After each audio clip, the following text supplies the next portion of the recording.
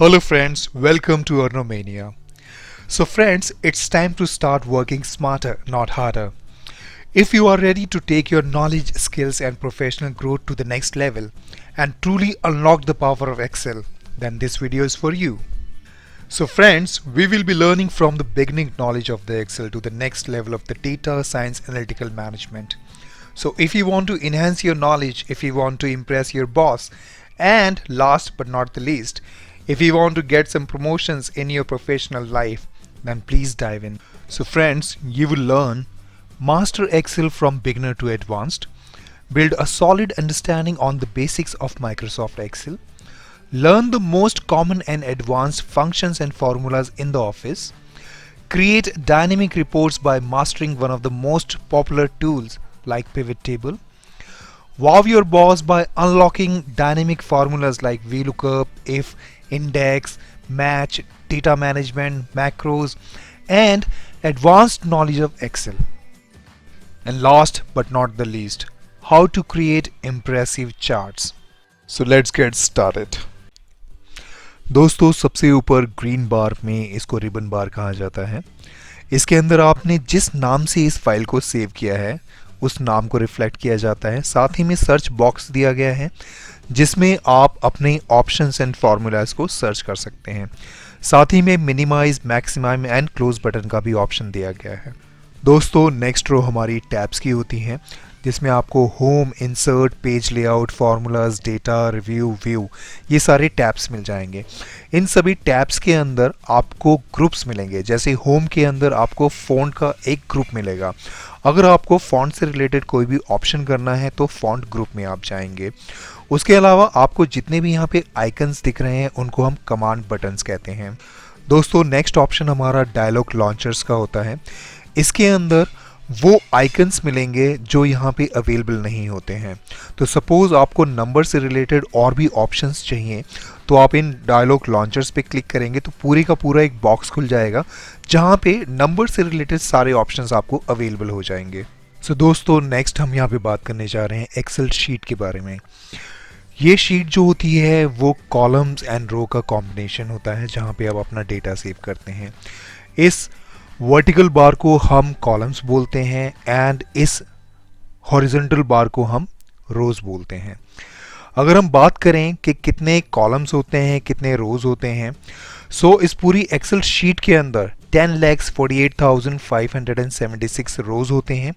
उसके अलावा 16,384 कॉलम्स होते हैं। सो दोस्तों आज हम यहाँ पे सीखेंगे कि किसी भी कॉलम को कैसे इंसर्ट या डिलीट किया जाता है।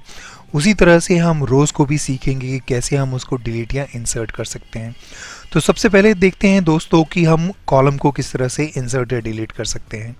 तो जैसे यहाँ पे हम देखते हैं कि साइंस कॉलम को हम डिलीट करना चाहते हैं तो इसको हम यहाँ पे ई के ऊपर जाके क्लिक कर देंगे तो पूरी का पूरा कॉलम सेलेक्ट हो जाएगा। उसके अलावा अगर हम शॉर्टकट कीज़ यूज़ करना चाहते हैं जो कि बहुत यूज़फुल होता है किसी भी एक्सेल फाइल के लिए, तो यहाँ पे कंट्रोल शिफ्ट को हम दबाएंगे तो पूरे का पूरा वो कॉलम सेलेक्ट हो जाएगा। आप मल्टीपल कॉलम्स को भी सिलेक्ट कर सकते हैं।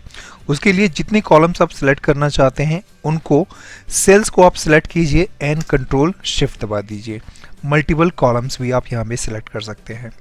तो यहाँ पे है कंट्रोल शिफ्ट से आप कॉलम सिलेक्ट कर सकते हैं, बट उसके बाद में किसी भी कॉलम को इंसर्ट करना चाहते हैं तो जैसे डी और ई के बीच में आप कॉलम को इंसर्ट करना चाहते हैं तो ई कॉलम को सिलेक्ट करके आप यहाँ पे राइट क्लिक करेंगे। राइट क्लिक करने के बाद में इंसर्ट पे आप क्लिक कर देंगे तो वो कॉलम इंसर्ट हो जाएगा। हर चीज़ का एक शॉर्टकट होता है और एक्सेल में शॉर्टकट के अलावा कुछ नहीं है। तो हम यहाँ पे अपना शॉर्टकट यूज़ करेंगे। किसी भी कॉलम को इंसर्ट करने के लिए कंट्रोल प्लस का यूज़ करेंगे। किसी भी कॉलम को डिलीट करने के लिए कंट्रोल माइनस का यूज़ करेंगे। सो दोस्तों इसी सेम पैटर्न से हम रो को भी इंसर्ट या डिलीट कर सकते हैं। पहले हमने कंट्रोल स्पेस से कॉलम सेलेक्ट किए थे, इस बार हम शिफ्ट बटन का यूज़ करेंगे। शिफ्ट एंड स्पेस से हम रो को सेलेक्ट करेंगे। आप मैनुअल भी कर सकते हैं माउस से, बट उससे टाइम ज़्यादा लगता है। एक्सेल जो होता है वो टाइम सेव करने के लिए होता है, इसके लिए हमेशा हम शॉर्टकट कीज़ का ही यूज़ करेंगे। तो शिफ्ट स्पेस से हम किसी भी रो को सेलेक्ट कर सकते हैं। मल्टीपल रोज को भी सिलेक्ट किया जा सकता है। सेम अगर आप शॉर्टकट की बात करें तो इसमें कंट्रोल प्लस से आप इंसर्ट कर सकते हैं, कंट्रोल माइनस से अगेन इसको डिलीट कर सकते हैं। So control plus and control minus से किसी भी कॉलम या रो को इंसर्ट या डिलीट किया जा सकता है। सो दोस्तों नेक्स्ट हम ये चीज़ सीखने जा रहे हैं कि अपनी कॉलम एंड रोज की हाइट एंड विड्थ आप कैसे इंक्रीज या डिक्रीज कर सकते हैं। तो जैसे कि आप देख रहे हैं कि इस टेबल पे पहला जो कॉलम है उसमें फर्स्ट नेम लिखा हुआ है, लेकिन कॉलम की विड्थ कम होने की वजह से पूरा ये अच्छे से डिस्प्ले नहीं हो पा रहा है। तो इसके लिए हम अपने कर्सर को यहाँ पे ए और बी के बीच में लाएंगे तो कर्सर का जो साइन है वो चेंज हो जाएगा। हर कर्सर के साइन ये बताता है कि वो क्या ऑप्शन कर सकता है। तो जब हम देख रहे हैं कि हमारे जो माउस का कर्सर है उसका साइन चेंज हो गया है, तो अब इसकी कॉलम की विड्थ को बढ़ाने के लिए आप लेफ्ट क्लिक दबाएंगे एंड इसको इंक्रीज या डिक्रीज कर सकते हैं। तो जितनी भी आपको विड्थ चाहिए वहाँ ले जाके आप इसको छोड़ सकते हैं। बट देख रहे हैं कि फर्स्ट नेम अभी भी पूरा नहीं आ रहा है। या तो आप इसको मैनुअली कर सकते हैं, या आप चाहते हैं कि जो भी हेडर है उसका जो भी नाम है वो पूरे का पूरा ऑटोमेटिकली आ जाए। तो इसके लिए आपको इसी साइन पे ले जाके डबल क्लिक करना होगा। सो जैसे ही आप डबल क्लिक करेंगे ऑटोमेटिकली वो पूरी विड्थ के साइज को अपने आप ही इंक्रीज कर देगा। यहाँ तो हुआ कि एक एक कॉलम को आप रीसाइज करना चाहते हैं तो ये मैनुअली आपको करना पड़ेगा। अगर आप चाहते हैं कि जितने भी कॉलम्स हैं सबका साइज एक साथ ही रीसाइज हो जाए तो इसके लिए आपको सारे कॉलम्स को सिलेक्ट करना होगा एंड किसी पे भी आप जरूरी नहीं है कि ए पे ही करना है, आप किसी भी कॉलम के बीच में आप जाके डबल क्लिक कर दीजिए। तो जितने भी हमारे हेडर का नाम है उस नाम के अकॉर्डिंग वो पूरा रीसाइज कर लेगा हेडर भी, और साथ ही में जो उसके सेल्स में नाम लिखे हुए हैं उसके साइज के अकॉर्डिंग भी इसको वो रीसाइज कर लेगा। उसी तरह से हम रोज को भी कर सकते हैं। रोज पे भी आप चाहे तो मैनुअली कर सकते हैं या आप डबल क्लिक कर सकते हैं। तो जो भी सेल का हाइट होगा उसके अकॉर्डिंग वो अपने आप को रीसाइज कर लेगा। दोस्तों अब हम जिस चीज़ के बारे में डिस्कस करने जा रहे हैं वो बहुत ही इंपॉर्टेंट है डेटा पॉइंट ऑफ व्यू के हिसाब से, क्योंकि इसमें अभी तो ये छोटी टेबल है आपके सामने बट बहुत ज़्यादा डेटा होता है। तो उसमें एक जगह से दूसरी जगह जाने के लिए हम स्क्रॉलर का यूज़ करते हैं जिसमें 5 से 10 मिनट भी लग जाते हैं। तो एक्सेल नाम ही है शॉर्टकट का, तो इसमें हम हमेशा शॉर्टकट से एक जगह से दूसरी जगह जाएंगे। फॉर एग्ज़ाम्पल जैसे कि पहले रो में मैं फर्स्ट नेम पे हूँ और मेरे को सबसे लास्ट में जाना है, तो आप कंट्रोल डाउन एरो का यूज़ करेंगे तो जो मेरा कर्सर है वो सबसे लास्ट में पहुँच गया है।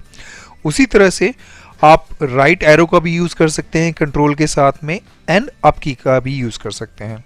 तो जैसे मेरे को सबसे राइट साइड में आना है, कंट्रोल राइट की हम दबाएंगे तो जहाँ पे हमारा सबसे लास्ट डेटा अवेलेबल है ये वहाँ पे लेके जाता है। जहाँ पे भी नेक्स्ट ब्लैंक सेल होगा उसको वो छोड़ देगा, वहीं तक वो लेके जाएगा। तो जैसे यहाँ पे मुझे ऊपर जाना है तो कंट्रोल एरो अप की वर्ड करेंगे तो सबसे ऊपर लेके गया इंग्लिश पे। वैसे ही सबसे लेफ्ट में अगर मुझे जाना है तो कंट्रोल लेफ्ट एरो की हम प्रेस करेंगे तो अगेन ये होम पे पहुंच जाएगा। तो जैसे हमारा कर्सर कहीं पे भी हो और आपको होम यानी कि होम बटन पे जैसे ही आप क्लिक करते हैं ये A1 यानी कि फर्स्ट नेम पे लेके जाएगा। उसी तरह से जब भी आपको डेटा के सबसे लास्ट में जाना होगा आप एंड की का यूज़ करेंगे। जैसे ही आप एंड की यूज़ करेंगे ये आपको डेटा के लास्ट में लेके जाएगा। अब सिलेक्शन की बात आती है। सबसे पहले कंट्रोल A यूज़ होता है किसी भी डेटा को सिलेक्ट करने के लिए, बट हमारे पास जैसे कि यहाँ पे एक ऑलरेडी टेबल बनी हुई है, अगर हमारा कर्सर टेबल के बीच में है और यहाँ पे हम कंट्रोल A करते हैं तो ये पूरी टेबल को सिलेक्ट करेगा। बट अगर हमारा कर्सर टेबल के बाहर है वहाँ पे हम कंट्रोल A का यूज़ करते हैं तो ये पूरी की पूरी शीट को सिलेक्ट करेगा। इसी तरह से डेटा सिलेक्शन बहुत ही इंपॉर्टेंट होता है। तो जैसे कि ये पूरी की पूरी आपको टेबल सेलेक्ट करनी है तो एक सिंपल सा तरीका है कंट्रोल A कर दीजिए। बट फिर भी आप मैनुअली करना चाहते हैं तो फर्स्ट नेम पे सपोज आपका कर्सर है तो आप शिफ्ट कंट्रोल डाउन एरो फिर राइट एरो, तो जो आपकी पूरी टेबल है ये पूरी की पूरी टेबल सेलेक्ट हो गई है। दोस्तों अब हम जिस चीज़ के बारे में बात करने जा रहे हैं वो एक्सेल की one of the most useful formulas या ट्रिक्स हैं। जैसे कि आप जानते ही हैं किसी भी चीज़ को सम करने के लिए हम बकायदा उस चीज़ का फॉर्मूला टाइप करते हैं जिसमें इक्वल सम, फिर वो रेंज सेलेक्ट करते हैं जिस पूरी रेंज को हम सम करना चाहते हैं, एंड फिर एंटर, जब जाके ये पूरा सम होता है। तो इसमें टाइम लगता है कि आप फॉर्मूला टाइप करें, रेंज सेलेक्ट करें, जब जाके वो आपका रिजल्ट शो करेगा। तो इसके लिए हम हमेशा शॉर्टकट की में जाते हैं। आप सिर्फ अपना एक वो डेटा पहले से सिलेक्ट कर लीजिए जिसको आप सम करना चाहते हैं, एंड रिजल्ट जहाँ पे लाना चाहते हैं उसको जस्ट आप सामने रख लीजिए। जैसे कि पहला स्टूडेंट हमारा स्मिथ है। स्मिथ के मैथ्स में, साइंस में, इंग्लिश में कितने मार्क्स आए थे वो तो बताएगा ही, साथ ही में हमारे जितने स्टूडेंट्स हैं जिनका डेटा हमने सिलेक्ट किया उन सब के वो मार्क्स टोटल करके बताएगा। सो दोस्तों, इसके लिए आप सिंपली दो कीज प्रेस करेंगे एंड ये पूरे का पूरा सम आपको करके देगा। इसके लिए आप alt and equal sign press करेंगे। ऑल्ट इक्वल से ये पूरी की पूरी टेबल को सम करके देगा। सो दोस्तों, जैसे कि आप देख रहे हैं कि फॉर्मूला यहाँ पे ऑटोमेटिकली आ गया है, आपको फॉर्मूला यहाँ पे डालने की ज़रूरत ही नहीं रही। सम का सिंपली शॉर्टकट होता है कि आप उस रेंज को सिलेक्ट कीजिए एंड ऑल्ट इक्वल को प्रेस कीजिए, ये ऑटोमेटिकली आपके लिए इक्वल करके देगा, सम करके देगा। सो फ्रेंड्स, आपने ये वीडियो यहाँ तक देखी है, इट मीन्स कि ये वीडियो आपको अच्छी लगी है। इसी तरह की और वीडियो को देखने के लिए इस चैनल को जरूर सब्सक्राइब करें and please press the bell icon to get all the notification, ताकि मैं जब भी इस तरह की वीडियो डालूँ आपको उसका नोटिफिकेशन टाइम पे मिल सके। Thank you.